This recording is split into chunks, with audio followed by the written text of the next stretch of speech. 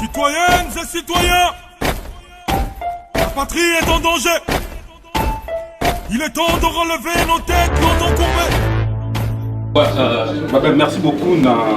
Déjà, merci beaucoup à APDH, na MPC, na Nengi pour permettre qu'il info dernier tout la démarche où il a signé le protocole d'accord. Comme micro mon général Babin, nous avons profité de question parce que tu remarqué dans le combat, il y a 4 ans, 2 ans passés, vous avez été plus actif dans le terrain. Aujourd'hui, tu remarqué qu'il était plus actif au niveau du terrain, mais était plus actif dans le côté du bureau. C'est-à-dire papier et tout consort. Tu as évité pourquoi transition en anime? Merci beaucoup. Nous sommes actifs beaucoup sur le terrain parce que vous avez ramené une abissoté. Sur le bureau, c'est beaucoup. Je veux dire que c'est zéro billet et tout consort parce que dans le bureau, oui, Nazali membre. Il y a un PC, il y a un bureau de réflexion, tous les MPC, mais actif côté physique, aux Oloba, mais Bangouna Nabiso, Baza sur le terrain. On ne peut pas aller attaquer des petits de mouchards, non, ce n'est pas notre objectif. Bisso, objectif Nabiso Bomonaki, Hippolyte Kanambe, ennemi du peuple congolais, il était bouclé le 21 mai. Il n'a même pas sorti. À Zoukoutouzoulou, même pas dans le boulevard Champs-Élysées. À comité. Batounaye tout encadré bango. On est babé en récite à peuple congolais. Tout la qui s'ina mokili mobimbake ba combattant balongi. Peut te remercier le président Hollande et le président Obama, tout ce qu'il a dit. Il a envoyé des ministères de Obama à Tindaki John Kerry te remercier. Et un message à les combattants. Cela veut dire le monde a écouté les combattants. Il y a une force à combattre. Tant que bengisi individu na kati ya République ya France, malgré Bayamba qui est, mais va répéter les mêmes choses que tu ne peux plus se présenter en 2016. Parce qu'aujourd'hui, ce qui s'est dit entre M. Hollande et M. Joseph Kabila, communiqué moko officiel et mais nous on vous informe maintenant ce qui est passé là-bas. Mais on n'a pas besoin parce que nous avons des réseaux. Ce n'est pas des babins d'hier que qui m'ambangu banini non.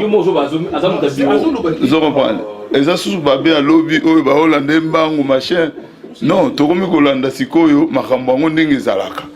Ezalaki to mobiliser peuple. Il faut skoto kota na kati ya masolo ndenge lekaka. Comment boko na kopesa bino exemple. Maman oyo ya biso oyo ya musicien alingaka be apetaki makelele. Tochaki makelele te administration na mwanda mbalumbe lumbe sangana ka mwa muketo lobi boto beta boy bomoni to mobiliser ko to mingi te. Alors Hippolyte Kanambe normalement na voyage naé nazoko confirmer que peuple congolais mobimba ba ebake échec total. Peuple congolais alongi mais to elingi koloba te ke soki balobi ke ako se présenter te ako changer constitution tende totiki mouvement non. C'est par contre tokoya les sous très fort.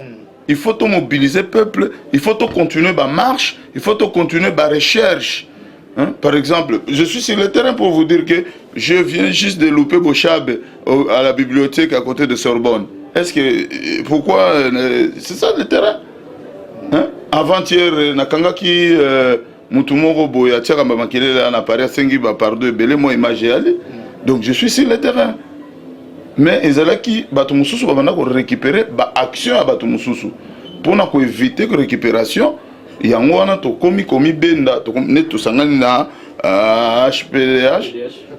APDH ceux qui mouvement na biso na APDH ba sali action ba représentant ya ba des associations ba ko lekana bino ba média ba ko yebisa bino que non oui effectivement tout ça là qui tout ça là qui bosso botuni babé azala qui ba so ngana na lobaki te ba yebisa OK il était sur le terrain.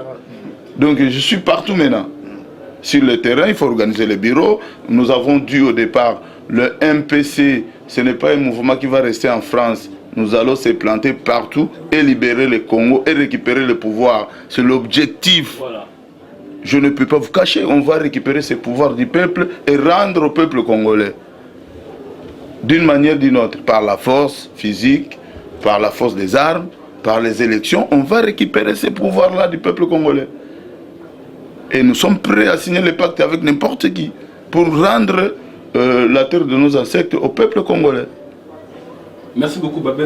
Pendant que tous en M. Chamono, vous allez organisateur, il y a un conclave qui s'en va bientôt.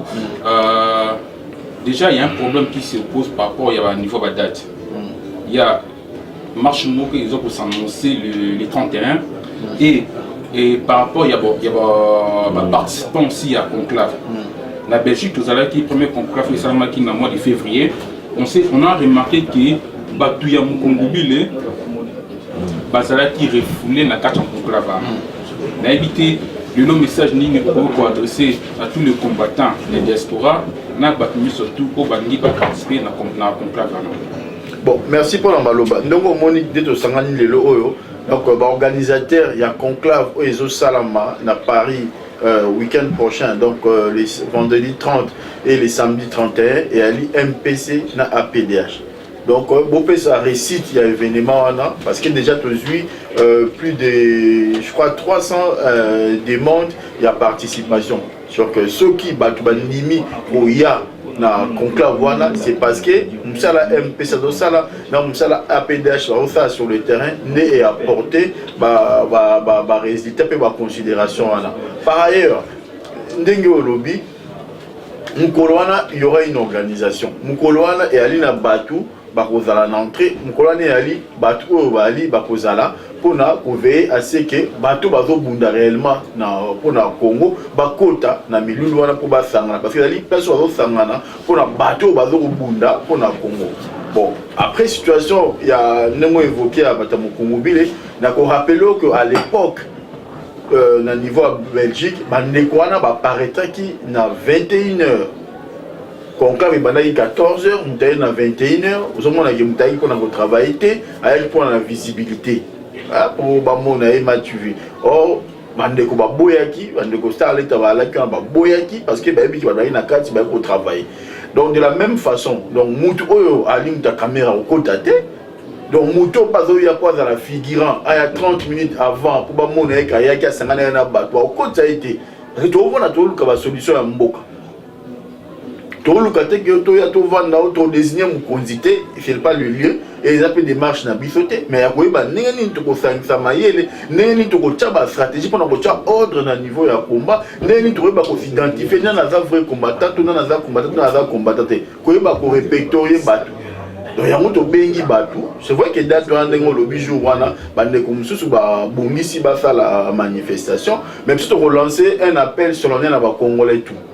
To bengi batunyo surtout o muto amuna to bundela pona mboka aya parce que ce jour là et ali mukolo peut to vendre to réfléchir encore davantage ndeko baba lo bien moi to a besoin pour ça la marche et belé tu as ça la sitting et belé tu as se mobiliser encore davantage même si tu comme on apporte des photos dans la vigilance et vigilance on est aussi il y a ko vendre ko réfléchir ko ba ndenge nini to ko ça la stratégie ndenge nini to ko définir moyen ndenge to koyeba nani munguna te pona ko sala musala ndenge sengeli parce que moment koyeba o zana pembe na ligne o gauche donc pona koyeba il faut tout le karato banda ko vanda ka ko sala cadre de réflexion ya mo moni conclave wana donc to inviter bande ko nyonso tout na Congo baya donc la logique à figurer la logique oya ba mono que oya participer ki manini bande ko ba ozana porte ceux qui ba moni ko démarche na fondité ba muto tout wala lina ibike avec lié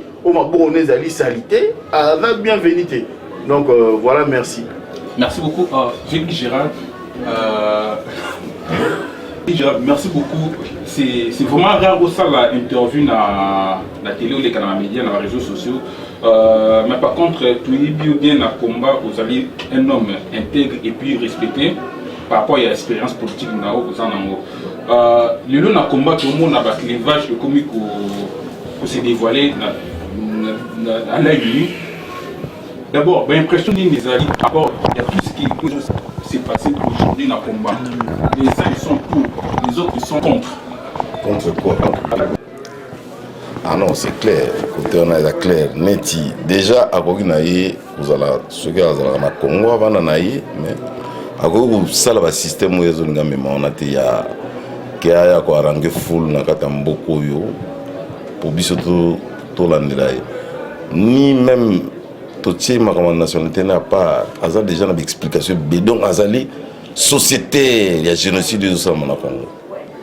Ce qui est avec ma boule na tête que pourquoi j'ai choisi Kanambe ne montant sa kenda et puis mboka on est ma boule na biso mais lui il est société donc nengaza wana a parmi batu oyo les jours J tout ressemble ça soit na Congo soit na Libanda.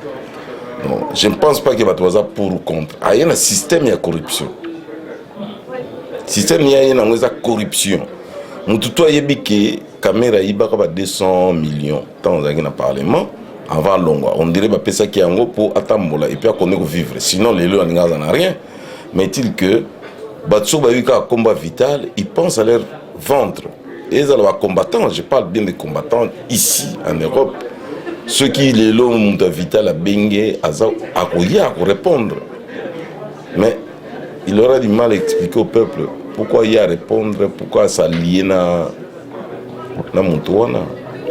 Là, on a une explication que vital, prénom, non, à expliquer biso, n'est pas financer la campagne. Pour Moutouana, on peut se faire. Et puis, il a expliqué biso, et à ça lié à Moutouana, et puis à se dissocier. C'est pour faire quoi? Ah ouais, les gens vont boulot, et puis, à Ozalaka clandestin, en Europe en tout cas, à Ozalaka clandestin. On a la réunion publique jamais. Tu autorises à monter. Merci beaucoup. Pendant que merci beaucoup. C'est la première fois qu'on a un micro. Il y a une fois dernière. En tout cas, merci beaucoup. Aujourd'hui, moi, des humains, les alliés, mon conseil remarqué dans le sens où tout le monde en Occident, il y a eu marathon électoral, tout le monde est Kabila, Vital Kamara, Martin Fayulu, surtout et récemment, tout le monde a mis à partir de l'IDPS, qui est Ader Moleka, il fait toute partie de l'IDPS. Question là, c'est pour tout le monde. D'abord, parce que l'IDPS, quand on parle de l'IDPS, c'est-à-dire la première partie de l'opposition, il y a un beau cannabis. Par rapport à la situation, nous avons toujours d'abord une analyse politique ou une lecture politique par rapport à la situation. Il y a personnellement, je suis membre de l'UDPS. Avis Nangaï est importé vraiment parce que Naza ayant droit à la parti politique. Mais point de vue extérieur, sur les plans juridiques, il y a je pense que Albert Molekaza a révoqué la UDPS. Il a plutôt révoqué en tant que directeur, il y a cabinet, il y a président, il y a UDPS. Donc, direction, il y a cabinet, il y a président UDPS. Je pense que le président UDPS a choisi ça. Qui va travailler avec lui, qui ne va pas travailler avec lui. Sur le parti, je vais travailler avec Eric Kipopo, Christian Bola. Il va nommer qui il veut. Cela ne veut pas dire que membre Wanaza a révoqué un parti politique. Donc, il ne faut pas tout ça amalgame dans point Wana. Tout mélanger penda, n'a bien été. Pour une interprétation, ça m'a bien été. Par contre, on a rappelé ça à vie personnelle en tant que Moutouya Libanda. Sur le deuxième point, on va revenir. Dans mon lettre, il y a révocation. Il y a Albert Molekanta, qui est directeur de cabinet, signé par Bruno Mavungo. Question à lorsque Bruno Mavungo a été nommé, Moutanoma, qui est secrétaire général, a signé un document, tout président, il y a UDPS. Ceux qui sont présents à UDPS, Moutanoma, je pense que la révocation est nulle. Dans le sens que ceux qui présentent Moutanoma, c'est le seul président qui a révoqué. Parallélisme de forme, merci Pichou. Dans tous les années, c'est pendant que le secrétaire général avant Moutano a une signification que Albert Moleka comme directeur de cabinet. Ça se comprendra que Bruno Mavungo a ça le document sous injonctions à présent il y a UDPS. Mais je répète encore, il y a un problème interne, il y a UDPS, ça ne concerne que les partis UDPS et ils sont assez mûrs pour résoudre le problème. Pour revenir dans la situation, il y a Kamer et tu as dit, oui. Kamer et Martin Fayulu et tous les autres. Au moment mobilisation, on a poto lelo. eza anodine te bazoya par hasard te eza eloko moko il faut rappeler yango s'ils viennent tous ici en Europe parce qu'ils ont besoin du quitus ya bacombattants bana diaspora et quitus na biso tokopesa yango na n'importe qui te n'importe comment te nous avons lutté pendant que bango il se la coulé 12 na parlement kingakati nous avons continué le combat contre Kabila pour le départ il y a Kabila et jusqu'aujourd'hui nous avons fait changer notre discours. Kabila doit partir maintenant. Bango bazouan la logique qui est bazo anticipé pour 2016 élection ko salama mindele le roi ba changer qui j'ai ba ya ko négocier pour mindele ba ça bango bozwa soutien à la diaspora aux hommes. Mais ceux qui doivent savoir, dans la diaspora, nous avons des têtes bien faites, nous avons des intellos, nous avons des gens qui ont les cerveaux remplis comme il le faut. Donc, tous appels à bateau capable de rediriger Mboka. Et jusqu'à preuve du contraire, nous ici, nous réclamons la vérité des urnes. Il y a 2011, c'est sur cette base-là que nous irons aux élections en 2016. On ne peut pas concevoir que pouvoir illégitime et organiser des élections pour nous déléguer mon légitime au peuple. C'est impossible. C'est impossible. Je pense que... On a fait réagir Eric par rapport à lettre et à l'évocation avec Adja Mouleka. Parce qu'ils ont des sujets sensibles. Parce que quand on parle de l'UDPS, ils allaient première partie politique au Yambo Canabiso avant, sans pour autant parler des MPR ou Koufa Lelo. Bon, moi je ne suis pas politicien, j'aime plus faire les affaires. Tout ce qui est industrie et consorts, c'est plus mon domaine. Mais en tant que peuple congolais, en tant que Congolais, donc de pères et des mères, la Botamepe Kuna, etc., c'est important que maintenant qu'il n'y ait pas de confusion. Je pense que la question est très bonne, mais à savoir, comme mon frère vient de dire à l'instant Zoro, c'est qu'à partir du moment où il y a des règles dans un parti, à partir du moment où il y a des règles, on dit que le président il a le droit de révoquer un tel, ou le comité directeur a le droit de révoquer un tel. Mais c'est toujours sous tutelle des votants et des ayants droit de ce mouvement. Donc aujourd'hui, l'UDPS, c'est un grand mouvement, c'est un grand parti qui s'est imposé au Congo. Donc c'est ce respect-là déjà qu'on leur doit. Mais à savoir, quand on parle de la liberté du peuple congolais, on peut remonter carrément à la charte de 1885, la charte de l'impérialisme qu'on a signée à Berlin. Il y en a qui seront étonnés aujourd'hui de savoir que même le fleuve Congo ne nous appartient pas. D'accord ? Donc à partir de là, je pense que concrètement, M. Albert Moleka et consorts, je pense que ça, c'est leur avis interne. Maintenant, moi, je peux parler qu'au nom du peuple congolais, ça n'a pas lieu d'écrire des zizanies aujourd'hui. Ce qui nous importe, c'est la liberté du Congolais. Ce qui nous importe, c'est que Bananabiso, Bamelarabale, boivent du lait, que le peuple ne meure plus de faim, que notre terre, on se l'accapare, et que ce soit à nous, et que nous ayons le droit de jouir de cette terre. Voilà.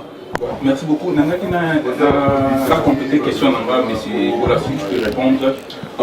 Tout le monde a qui, M. Albert Moleka, qui avait invité à Washington. Et pendant que, normalement, il fallait que M. Etienne Tshisekedi par le président. Et il s'est fait que Etienne Tshisekedi a annulé invitation là. Et pendant que M. Albert Moleka est à Washington, parce qu'on ne va pas l'oublier, parce que dans le cannabis, le problème, le rumeur fond d'office d'information.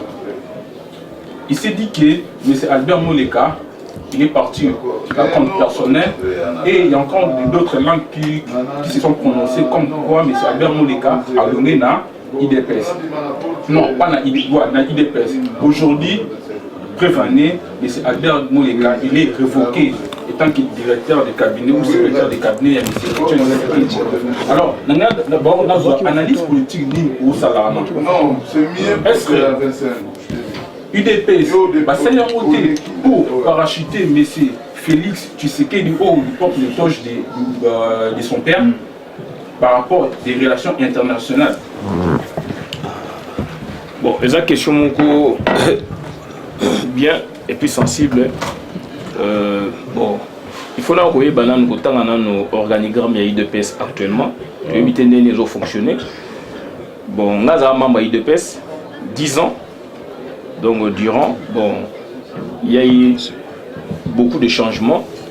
Donc on a eu un membre IDPS il y a Mombele et puis na niveau il y a l'icolo, na niveau l'icolo makasi et là qui n'attend on a bu sur la collégialité. C'était pas le parti seul à Tshisekedi.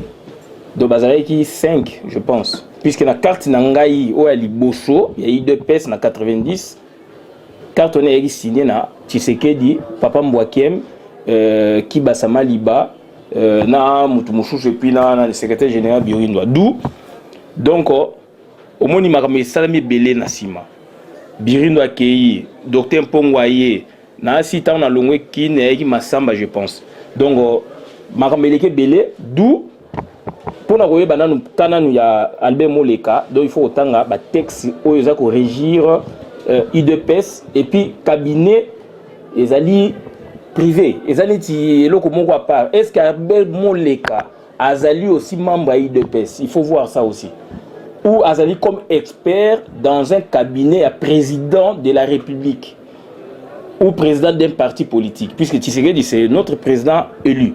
Donc ça dit bah ils a questionné belé bon on compte en quatre puis c'est n'a pas texte mais pour répondre quand même dans le lobbyona à niveau international bah traiter ça manango donc bah considérer batu bah considérer bah konziamboka bah considérer batu oyo bah simimboka donc président Etienne Ifala Kende to landaka na bilili aye ko annuler à dernière minute et Albert Moleka a Kende donc a une confiance il y a président donc il était parti pour agir en son nom.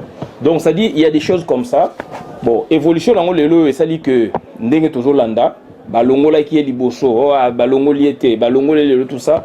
Donc et ça la réalité oyo na maîtriser puisque donc il faut beaucoup de recherches et puis un peu du recul ndenge na lobaka. Bon, quant à Obagi Dani Félix Tshisekedi, il a un poste dans l'organigramme, il y a IDPS. Donc si l'année est ainsi, peut-être, je ne sais pas, mais est-il que Azali quand même un des dirigeants à IDPS officiellement, Félix. Donc on a dit puisque ça a remaniement dernièrement. Donc il a quand même un poste important. Et là on a CPLI na Félix. A outil ko sala et loko mona moni pour soutien pour na libérer Joe Mindongala. C'est que je peux retenir na Félix Tshisekedi actuellement yangwana. Mais à notre époque, on parlait beaucoup plus de Christian Tshisekedi. L'époque où Bicho Zalaki na IDPS. Il y avait Christian Tshisekedi, il y avait un problème na Saddam to la nango na période na Bruxelles. Bon, donc voilà. Donc, mais donc voilà. Merci beaucoup, M. Bola. Je vois qu'on parle de Tshisekedi, tout le monde est aux alarmements sensibles à la question là. Parce qu'aujourd'hui, quand on parle des IDPS, ils n'arrivent pas seulement IDPS. Dans le moment où les peuples congolais sont en train de souffrir. Et vous avez peur de dire la vérité. C'est votre droit et on les respecte. Peur de dire quelle vérité? Tomoni, excusez-moi, mais c'est chez moi, non? Tomoni, M. Albert Moleka, à Toulonga. Alors on sait, parce qu'il y a des murmures. On connaît nous sommes dans l'opposition. Il y a Zalaki na. On connaît nous, excusez-moi, avec une majorité présidentielle. Vivi Tshisikoyo, il y a Zalaki na opposition. Pourquoi beaucoup ça un message me retrouve benga à rejoindre Bisso à na opposition. Ou est-ce qu'il y a quelque chose qui ne va pas entre IDPS et la majorité présidentielle? Il faut le dire tout haut parce que aujourd'hui, la diaspora, vous faites partie de la décision, il y a Mbokana. Donc, vous ne pouvez plus avoir de complaisance par rapport à IDPS. S'il y a quelque chose qui ne va pas, il faut le dire tout haut. Mais il faut que tu reproches à la diaspora. Quand on vous pose une question par rapport à IDPS, vous en avez recul. Mais tu peux rajouter ou bien pour répondre à la question. Non, la question vous allez reculter. Peut-être là vous avez un peu d'éléments, tout ça. Bon, voilà. On a un peu moins poussé. Hein? Bon, logique, il y a Wivin Moleka, Albert Moleka, et ça, c'est un faux débat. Parce que Albert, ça fait un moment là, directeur du cabinet, il y a le président élu Etienne Tshisekedi déposé un problème. parce que maman Marthe pas dans l'équinae dans le parlement donc il vient pas dans le parlement donc ce qui est la logique on a toujours donc tout le mois tout ce capitaine a problème contentieux Albert Moleka na IDPS. Bon, IDPS a toujours revendiqué la constitution d'un état de droit. Et moi je pense que la constitution d'un état de droit doit passer par le respect, il y a un statut et un règlement et puis un texte interne et un parti. Donc procédure au Basali a révoqué Albert Moleka, en tout cas on a dénoncé en haut. Bon, on a évité M. Mavungu, audace Nina Zuito, appui juridique Nika Salina pour atteindre l'engagement à signer Bongo. Donc, ceux qui battent qui a ça les locaux bon parce que pour maintenir la passeport dans les regret. En tout cas, on a rendu à quoi qu'on accepter qu'on signe document parce que dans le parallélisme des formes de la lobby, la personne qui nomme c'est celle qui révoque. Donc, ordonnance où est désigné qui Albert Moleka comme étant directeur en cabinet et aller ordonnance présidentielle. Donc, dans la mesure il faut dans la qualité ou dans la fonction par intérim, il y a présidence. Donc, ceux qui Bruno a signé en tant que président AI, il y a IDPS et gros en a connotation moussous. Mais je ne pense pas que c'est le cas parce que la monarchie a signé en tant que secrétaire général. Donc, il faut ça qu'il côté. Donc, moi, je pense que Félix les loyaux a joué aussi. C'est quand même l'une des personnalités dans le niveau à IDPS. Il a intérêt à jouer rôle pour débloquer la situation parce que risquer et créer crise pour déstabiliser IDPS. IDPS c'est la seule formation politique les loyaux sur le terrain, on a pignon sur un terrain et qui a un droit. Les lots pas dans l'obligation, il y a un comportement politique irréprochable. Donc comportement il y a boya kolongo la mutu parce que soit parce que bon il y a les sous en par-ci par-là on rentre pas dans le détail. Moi je pense que les bloquent montre OK na ngoté. Donc il y en a des aspects. Président élu en tant que président de la République, il ne fait plus partie de la présence à IDPS. Donc, de facto, Albert Moleka, en tant que directeur en cabinet, je ne vois pas comment un secrétaire général d'un parti a que la décision sur dans le cabinet la présidence de la République ou l'institution de la République, même si c'est dans l'impérium. Donc, on a évité ceux qui ont état de droit, de manière nini. Ouais, donc d'opposer tout à l'aspect juridique, tout ça puis de façon que peut sa crédibilité, peut sa sens na politique na tout ça. C'est un lobby donc bateau tout baroya ko doit place wana ba na valeur te ba na crédibilité. Quant à Albert Moleka, n'a eu raison et moi je pense que la condamné que on a vu bako longola été si réellement ezaki président elim ta longola qui donc a tout ça la discussion té donc a ça la bénéfice à douter mais le fait que démarche wana et ça la mana muto dans la qualité té donc ça nous laisse repérer ça Albert Moleka minimum à doute. Donc voilà, et ce que Monica il peut venir ici, bande de groupe Bazali, tout à fait na bande comme si so pe nini na mona Patrick Chibang a senga ke aya obunda awa. Mais aroya pe aya ko se justifier par rapport à makambo za na yango biso pe to boya ba bundeli ya mboka, papa Etienne Ali papa na biso tout, Ali président na biso. On peut aussi savoir qu'est-ce qu'on lui reproche, aya ko lobelo ni amabe à celle qui après ce que tu as médiation les Français peut-être on a besoin de Félix Tshisekedi, Albert Moleka, Chabani bango tout wana base à l'ensemble. Au monde Félix sur la candidat ali mouana. Bon après maintenant ça peut se poser mais à cause de la d'une manière ou d'une autre mais à cause fédéralité sans que Albert Moleka ou na bande comme sous mais ça se pose la question mais modèle oh ya cause la diviser pour mieux régner et que au prétend na fonction suprême et que allez entacher na irrégularité BLP et que faciliter la tâche parce que là moi je vous dis en tant que base il y a des graissements dedans par rapport à comportement politique de ça Malélo ou la condition à Albert Moleka. Merci beaucoup.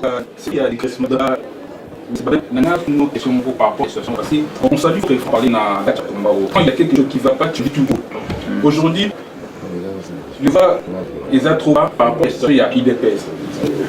Albert Moleka, Maman Marti, ce genre dans la situation politique, il y a au sein de l'IPS, bon, on ne sait pas comment on est à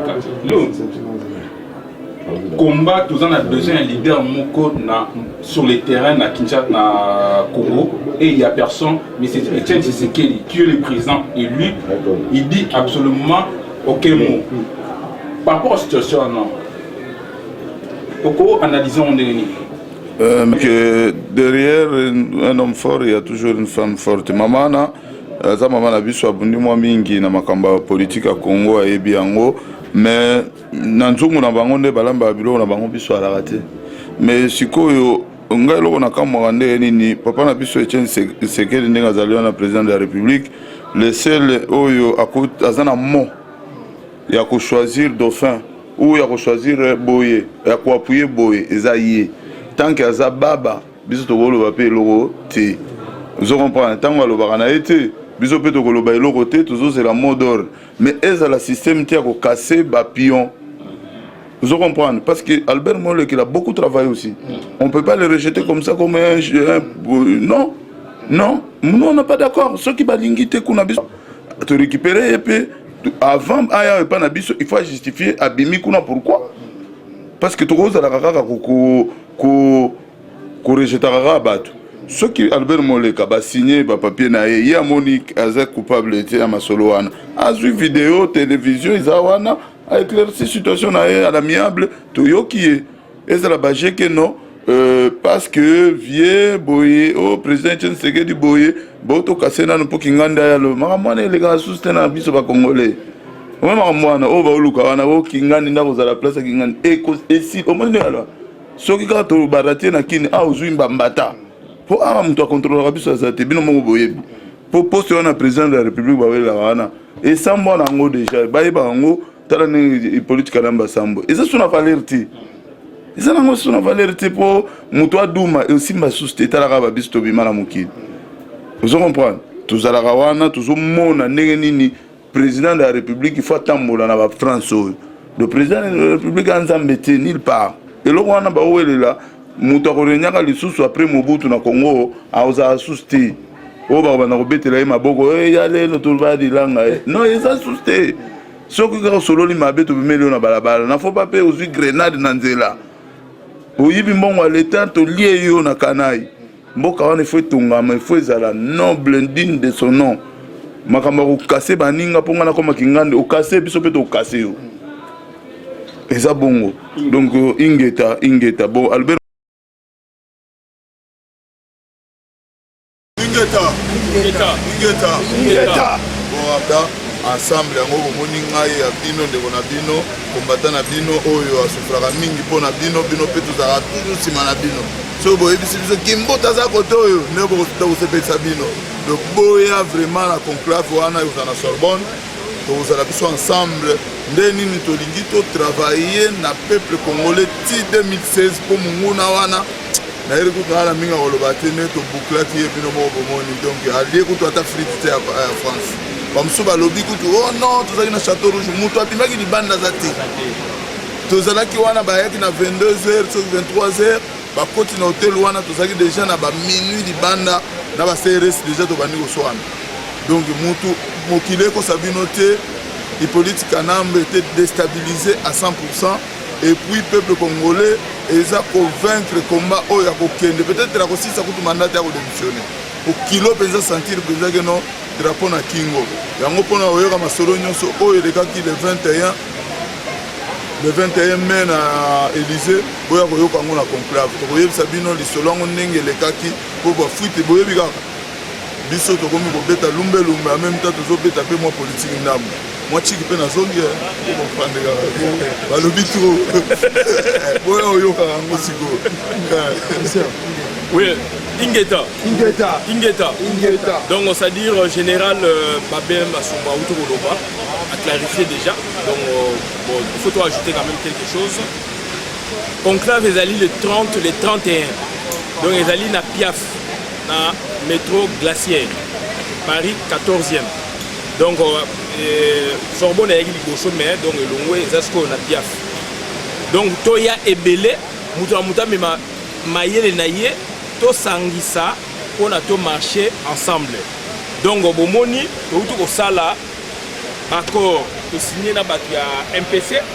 Donc tout ça ensemble action esalama mpe liboso tozala toujours ensemble mais sikoyo nde toyoki kolakisa bino bilili bomoni yango donc tozosenga bato nyonso tu boya ebele basolution ekobima wana et puis suka nango ekozala mémoire sur base ya mémoire wana tokokoma mikanda ekokota na basircuit nde boyebi kaka ezalaka communauté internationale bagrande puissance organisation internationale donc mingi akoloba eza te ingeta boya les 30 les 31 la conclave mondial ya bacombattant na barésistant congolais ingeta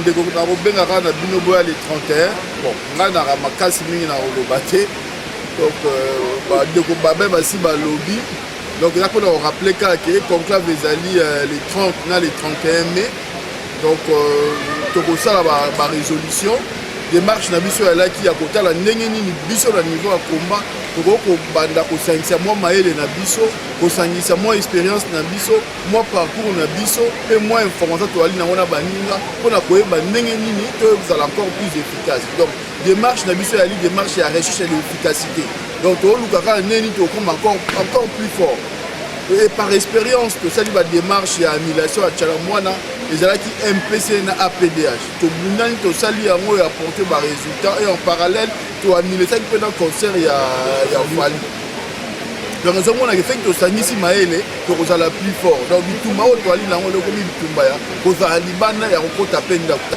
ezofenga kovanda kotala ndenge nini tokoloba ndenge nini tokota ndenge nini tokoya kosala yango tobengi bino boya eyali rendez-vous ya histoire eyali rendez-vous ya bacongolais babungeli ya solosolo ya mboka nde babiangami mpona kosangana mpona kotala ndenge nini tokoluka encore solution tokotala ndenge nini tokobanda kofe mobiliser encore davantage eyali lie oyo te mpo moto ya kolukaki leadership to moto ya koluka positionnement ce n'est pas le lieu eyali lie ya koya kosangisa mayele esika banda kovanda bakotala ndenge nini tokofédérer encore davantage parce que les gens ont pris conscience de travailler ensemble mais modèle de travailler ensemble il faut qu'on manque efficacité ndenge nini tokosala de façon que travailler ensemble tokoma plus efficace donc yango tobengi bino les 30 na les 31 mai oyo donc yali vendredi na samedi prochain donc na métro ligne 6 station glaciaire donc yali au numéro 30 Canibas et puis na nini ezali espace Jean Monnet fiable donc tochangeaki décision ya salle c'est pour des raisons de sécurité parce qu'on a essayé un peu de se référer par rapport à oyo elekaki na décembre na Saint-Denis bon même si bon université Sorbonne était un peu plus na centre à Paris mais totalaki bacondition ya sécurité yalaki te okwa tokoyamba bato bazota mokili mobimba eke tomoni kalita mosala tolinga tosala yango tokendaki koluka lie oyo bandeko bakozala na sécurité alerte ya police ekozala facilement au cas où soki batrouble fete baye parce que donc voilà donc togarantir bino sécurité togarantir bino mosala tobengi bino boya avec toute la simplicité qu'il faut mpona kotravailler mpona mboka mpona koluka basolution mpe bastratégie ndenge ndeko baba alobi bokozwa baraison na commission ya diplomatie baraison oyo kanasha ayaki ndenge makambo yango ezokende donc boya tovanda elongo tosolola totala ndenge nini tokofédéré mpona avenir ya mboka ibobo ingeta donc en tout cas merci mon frère Pichou, merci mes frères donc par rapport au 30 et 31 mai bon venez avec des idées. Quand vous dites que oh non, les combattants ne s'attendent pas, les combattants ceci, cela, venez peuple congolais, venons se mettre autour d'une table et partageons notre intelligence. Parce qu'aujourd'hui, beaucoup se demandent, mais les combattants, s'ils prennent le pouvoir, ils vont l'emmener où? Mais nous avons un programme. Mais pour que ce programme-là soit mis en lumière, venez apporter votre torche, venez faire avancer ces programmes-là et qu'on puisse demain présenter un programme commun de tous les combattants. Donc nous fermons la porte à personne.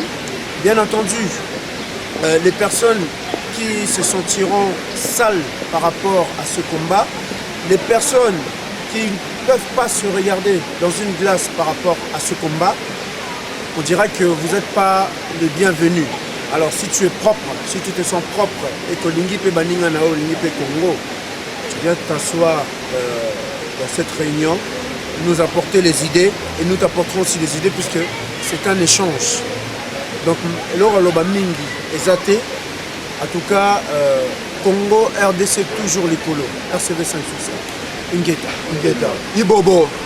Bon Pola. Mais tout le réunion sur le Congo, Tozo Poussana. Baebi Biso. Tozo Poussana. Baebi Biso la lumbe, Baebi Biso la makamama kofi. Mais si vous dimension mati, tu as lumbe ya bongo, ya cerveau. Donc les 30 na les 31 mai au conclave, il y a des combattants sur le monde entier. Tokutana na métro glaciaire ligne 6 la salle ya FIAP to ya to développer idéologie comment to conduire mboka na mikolo koya thème ya réunion na biso zali soulèvement populaire donc mutu nyonso o atambola kala bulke yuma wane po tambola yaka ko chabwanya na mesa to développer nani to concrétiser yango pour objectif na biso to tambola kande to lobaka to ko sala keza Kinshasa Kingakati doit tomber Kabila doit dégager maintenant. Ibobo. Merci.